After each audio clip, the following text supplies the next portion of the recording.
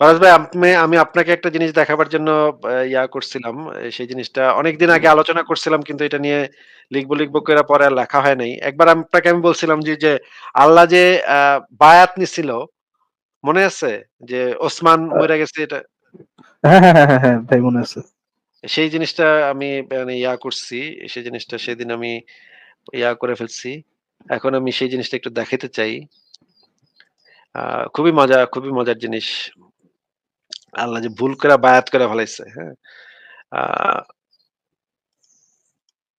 ইয়া ভাই, হাবিব ভাই, আপনিও দেখেন যে এটা একটা মানে পুরা কেলেঙ্কারি ঘটনা, হ্যাঁ? পুরা হুম, হুম। কেলেঙ্কারি। আ এখানে দেখেন যে আ এই হাদিসটাকে পড়ি। সুনান তিরমিজি শরীফ তাহকিকৃত ৩৭০৬ নম্বর হাদিস। ওসমান ইবনু আফফান এর মর্যাদা। এখানে বলা হচ্ছে যে দেখেন এই যে আ আ এখানে যে দেখেন রাসূলুল্লাহ সাল্লাল্লাহু আলাইহি ওয়াসাল্লামের সহধর্মী ছিলেন। যে লোক বদর যুদ্ধে যোগদান করেছে সওয়াব পাবে ইত্যাদি, ইত্যাদি। তা না থাকাতে রাসূলুল্লাহ সাল্লাল্লাহু আলাইহি ওয়াসাল্লাম ওসমানকে মক্কায় প্রেরণ করলেন। আর ওসমান এর মক্কায় অভিমুখ হয়ে যাওয়ার পরই বায়াতুল রিজওয়ান অনুষ্ঠিত হয়। বর্ণনাকারী বলেন বায়াত অনুষ্ঠানকালে রাসূলুল্লাহ তার ডান হাতের দিকে ইশারা করে বলেন, "এটা ওসমানের হাত।" মানে ওসমান তখন মক্কা চলে গেছে। হুম? ওসমান কিন্তু আসে নাই, ফেরত আসে নাই। ওসমানের মক্কা অভিমুখে রওনা হয়ে যাওয়ার পর এই বায়াতটা হয়। রাসূলুল্লাহ তার ডান হাতের দিকে ইশারা করে বললেন, "এটা ওসমানের হাত।" তারপর তিনি হাতটি অন্য হাতের উপর স্থাপন করে বললেন, এটি ওসমানের বায়াত।"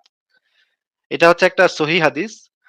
এখানে এই জিনিসটা বলা হচ্ছে। এই জিনিসটা বললাম, এটার একটা কারণ আছে। কারণটা হচ্ছে এইবার আমরা দেখব সূরা ফাতহের ১৮ নম্বর আয়াতটা আমরা পড়ি। না, নাসির এখানে ভাই দেখেন, আমি একটু বুঝি নাই। আবার কি একটু যদি মানে রিপিট এই যে করেন। এই বায়াতটা যে ওসমানের কারণে নেয়া হয়েছিল, এই জিনিসটা আমি দেখাইলাম হাদিস থেকে।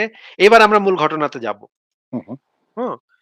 আ এখানে দেখেন হুদায়বিয়ায় এই যে এখানে মোহাম্মদ গেছিল। তারপরে হচ্ছে গিয়ে রাসূল ওমরকে ডেকে পাঠালেন মক্কা প্রেরণের জন্য। কিন্তু তিনি অপারগতা প্রকাশ করলেন এবং হযরত ওসমানকে পাঠানোর নির্দেশ দিলেন। হযরত ওসমান কুরাইশ নেতৃবৃন্দের নিকট নবী করিমের বার্তা পৌঁছে দিলেন। তাদেরকে জানিয়ে দিলেন যে তাদের সাথে হাদীর পশুও রয়েছে। সেগুলোকে উমরা পরবর্তী কুরবানির উদ্দেশ্যে তারা নিয়ে এসছেন। কুরাইশরা তা মানতে রাজি হলো না।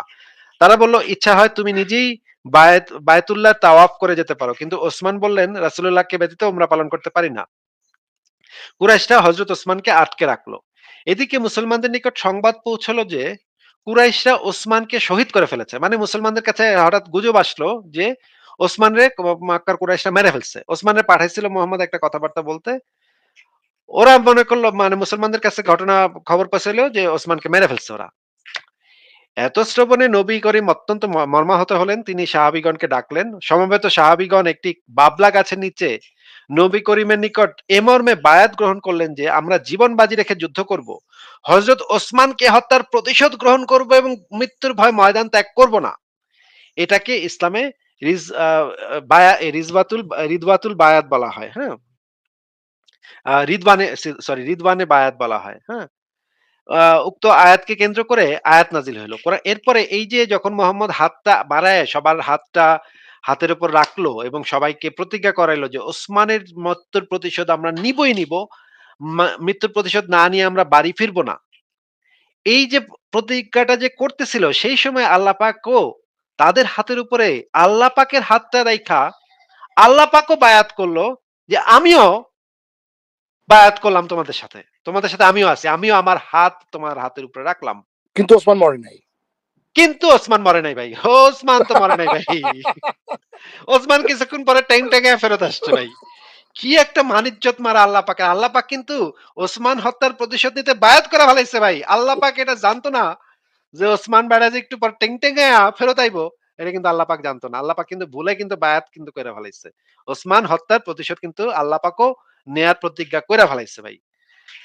ফারাজ ভাই, আপনি কি এটা দেখতে পাইতেছেন ভাই? ভাই আল্লাহ নিজে ইয়ে রাখছে সে প্রতিশোধ দিবে।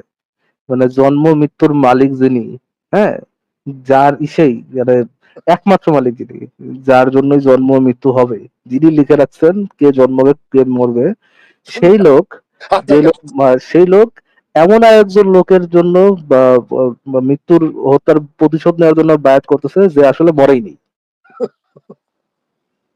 আচ্ছা আমরা একটু দেখি যে এখানে বোধহয় ভাই ভাই ভাই আমার আমার একটা জিনিস বলার আছে এখানে, দাঁড়ান হ্যাঁ একটা বলেন। সেকেন্ড। আমার আল্লাহর জন্য একটা জিনিস বলার আছে। আমার আল্লাহ কোথায়, কোথায় আমার আল্লাহ? আম, কই জানি ভাই ওটা, ওটা জানি কোথায়। ছোট্ট চেনা আচ্ছা, যাদেরকে না চিনে আঁকা মুভি কোথায়, দেখি। কোথায় আমার আল্লাহ কোথায়? আমার আল্লাহ, আল্লাহ কোথায়? হ্যাঁ, আল্লাহ লক্ষ্মী সোনা প্লিজ। জাদুর কোনা টুনটুনি ঝুনঝুনি। ওই আমাদের বেচারা আল্লাহ পাকে কি মানিজ্জত মারাটা খাইলো ভাই, কি মানিজ্জত মারাটা খাইলো আল্লাহ পাক। কিন্তু কিন্তু আসিফ ভাই সবচেয়ে মজার কথা কি এখন এগুলা ওই মুমিন বা মিনার টিনারা ভাই বলবে নিজে ওরা যে দেখছেন, ওরা- নিজের ইচ্ছায়, নিজের উদ্যমে কেউ কারো লুঙ্গি খুলতে দেখছেন? না কিন্তু ওরা বলবে আল্লাহ নিজ ইচ্ছায় তার লুঙ্গিটা নাস্তিক আসিফ বিছিয়ে মহিউদ্দিন দিয়েছে। কইছে, নাস্তিক আসিফ মহিউদ্দিন বলতেছে ভাই, নাস্তিক আসিফ মহিউদ্দিন কিচ্ছু বলে না, নাস্তিক আসিফ মহিউদ্দিন আপনাদের পবিত্র কেতাব পাঠ করে শুনাইছে মাত্র, বুঝতে পারছেন? আমরা এরা আরো কিন্তু এই জিনিসটা আরো একটু বিস্তারিতভাবে জানি দেখি যে এই যে মানে একটা তাফসীরও দেখে নেই। এটা দিলে এইটা দেখলে আপনারা আরো ক্লিয়ার হয়ে যাবেন এই জিনিসটা। এই আয়াতটা তাফসীর সূরা আ ফাতির আ নম্বর আয়াত 18 ফাতহর 18 নম্বর আয়াতের ব্যাখ্যাটা তাফসীরটা আমরা এই যে একজন আলেমের মুখ থেকে শুনে নিই মাদানী হুজুর মতিউর রহমান মাদানী। উনার কাছ থেকে আমরা এইটার তাফসীরটা একটু জেনে নিই। শোনেন একটু, হ্যাঁ? তারপরে এসেছে সেই হুদাইবিয়ার বিষয়। হুদাইবিয়ায় আপনাদের গত সপ্তাহের আগের সপ্তাহের ঘটনা যদি শুনে মনে রেখে থাকেন তাহলে কিছু মনে আছে। নবী করিম সাল্লাল্লাহু আলাইহি ওয়াসাল্লাম হুদাইবিয়ায় যখন পৌঁছিলেন মক্কার কাছাকাছি জায়গা, তখন কি করা হলো? কাফেরদের পক্ষ থেকে বাধা দেওয়া হলো যে না মক্কা ঢুকতে দেবো না। এরা বদরের যুদ্ধে কারো আমাদের বাপকে মেরেছে, কারো ছেলেকে মেরেছে, কারো ভাইকে মেরেছে, কারো 17 জন এরা খুন হয়েছিল এই মক্কার মুশরিকরা বদরের যুদ্ধে। আর এদেরকে আমরা ঢুকতে দিয়ে দেবো? তাহলে তো আমরা হার মেনে নেবো, তাহলে না এই হার মানবো এদের কাছে, না ঢুকতে দেবো না। যখন বাধাপ্রাপ্ত হয়ে গেলেন রাসূলুল্লাহ সাল্লাল্লাহু আলাইহি সাল্লাম, সাহাবায়ে কেরামদের সংখ্যা ছিল 1400 থেকে 1500, 1400 কম ছিল না, 1400 উপরে কিছু বেশি ছিল। এজন্য কিছু কিছু রিওয়ায়াতে ঐতিহাসিক যে বর্ণনাগুলি রয়েছে বা তাফসীরের বর্ণনা রয়েছে তাতে 1500 কথা রয়েছে, আর কিছু বর্ণনায় 1400 রয়েছে, 1400 কিছু বেশি সংখ্যক সাহাবায়ে কেরাম। নবী করিম সাল্লাল্লাহু আলাইহি ওয়াসাল্লাম হুদাইবিয়ার সময় যাচ্ছেন। কোন হিজরিতে হুদাইবিয়া হয়েছিল? 6ষ্ঠ হিজরিতে। নবী করিম সাল্লাল্লাহু আলাইহি ওয়াসাল্লাম মক্কায় 13 বছর নবী হওয়ার পরে, আর তারপরে 6ষ্ঠ হিজরিতে যাচ্ছেন, এখানেও প্রায় 6 বছর হয়ে যাচ্ছে। 13 আর 6 প্রায় 19 বছর। 19 বছর পরে সাথে নিয়ে যাচ্ছেন মাত্র কতজন? 1400 বা 1500 সাহাবাইকা। নবী করিম সাল্লাল্লাহু আলাইহি ওয়াসাল্লাম তাদেরকে সাথে নিয়ে গেছিলেন। সেখান থেকে যখন বাধাপ্রাপ্ত হয়ে গেলেন তখন প্রতিনিধি হিসাবে পাঠিয়েছিলেন মক্কার কাফেরদের কাছে, কুরাইশদের কাছে কথা বলার জন্য। কাকে? ওসমান রাদিয়াল্লাহু তাআলা আনহু, নবী করিম সাল্লাল্লাহু আলাইহি ওয়াসাল্লামের জামাই, হ্যাঁ, পরপর 2 মেয়ের জামাই। তিনি গিয়ে যখন কথা বলতে লাগলেন তাকে তারা কি করেছিল? বন্দী করে দিয়েছিল, বন্দী করে রেখে দিয়েছিল। যখন বন্দী করে রেখে দিয়েছিল খবর আসলো যে না উসমানকে হত্যা করে দেওয়া হয়েছে রাদিয়াল্লাহু।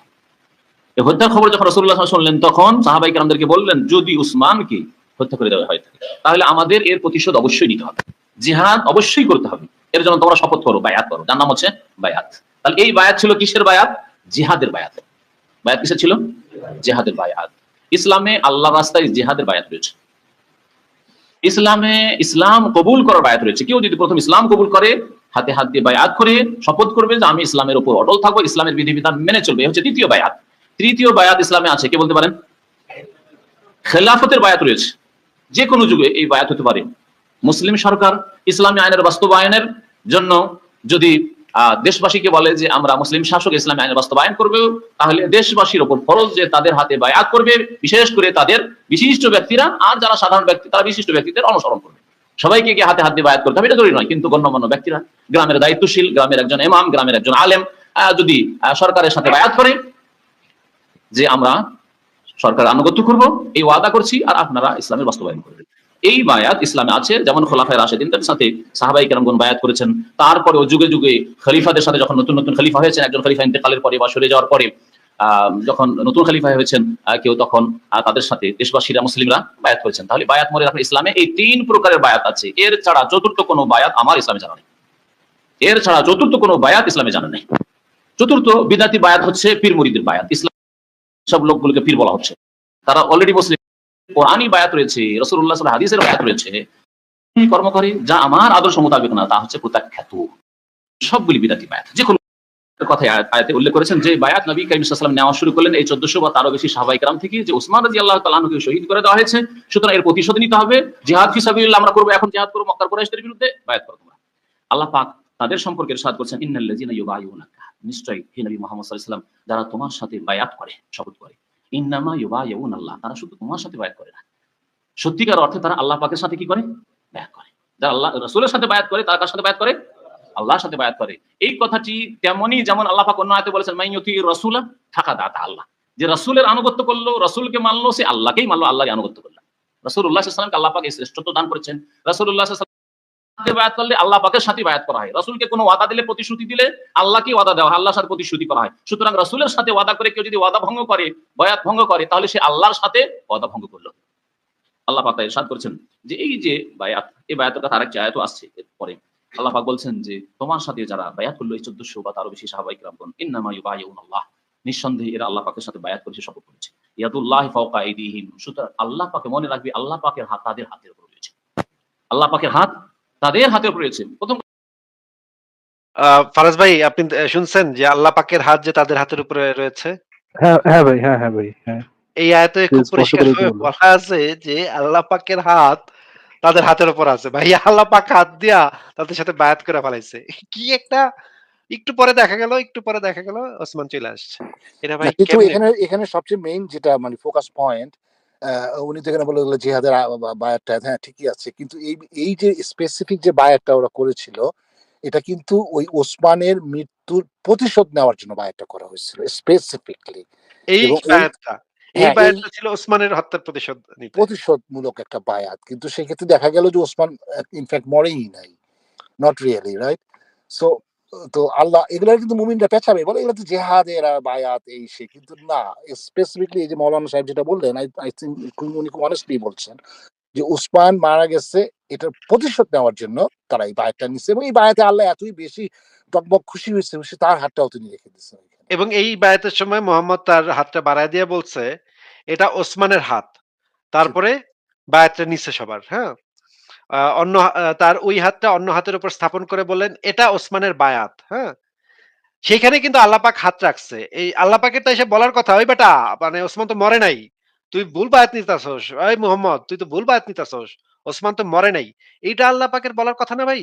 এটা তো আল্লাহ তো অনেক দূরে, তো নবী মোহাম্মদেরই জানার কথা, তার কাছে ফেরেশতা টেরেশতা সবকিছু তারা ডাইনে বায়ে এগুলো ঘুরতেছে, তো ওরা বলবে না যে না হুজুর ও তো মরে নাই, ও আছে আইতেছে। তো এই যে এত লুপ হোল ওদের ধর্মের ভিতরে, তো এগুলা তো আসলে ওরা খেয়াল করে না। এখন এগুলা যখন আপনি বলবেন, বলবে কি ওই যে নাস্তিক ফারাজ এই কথা কইছে, নাস্তিক আসিফ এই কথা বলছে। আচ্ছা, এটা তো নাস্তিক ফারাজ বা একটু আসিফের কথা না। দেখলেন তো ভাই, মানে এই বায়াতটা, আ মানে জি এইটা একেবারে মানিজ্যত মারা ঘটনা। এই ঘটনাটা একেবারে মানিজ্যত মারা।